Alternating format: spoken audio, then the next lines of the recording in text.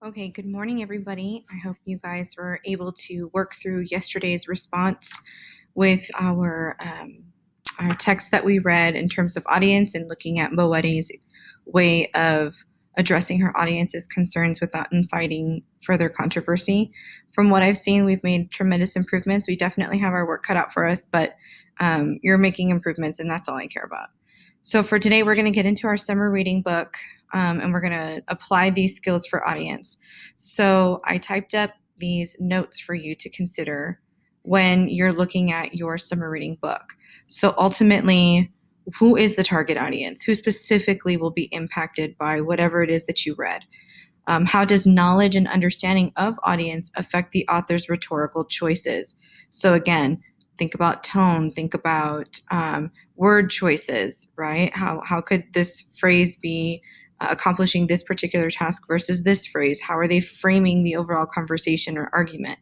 Because that matters, right? And then the last one, how is the rhetoric modified or shaped to fit a particular audience? So the first part is knowledge and understanding, right?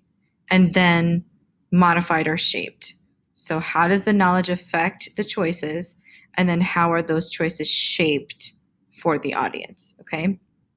So think back to our scenarios with Dr. Berger being in the car versus here's my message and I have to change or modify it to fit kindergartners or a scholarship committee. Okay. Then once you've done that, I'd like for you to go into this discussion board, and I'm just asking for 2 or 3 sentences, but one of your nonfiction books' targeted audience. Okay, so what is one of the audiences that is intended for this particular choice? And then make sure you tell me the title and the author of your book. Okay. And last, a lot of you had asked for some examples in the past of what this project might have looked like. And I'm hesitant to share them only because I don't want you to anchor these ideas and think that you have to do this. Remember, this is virtual learning. We've had to make modifications.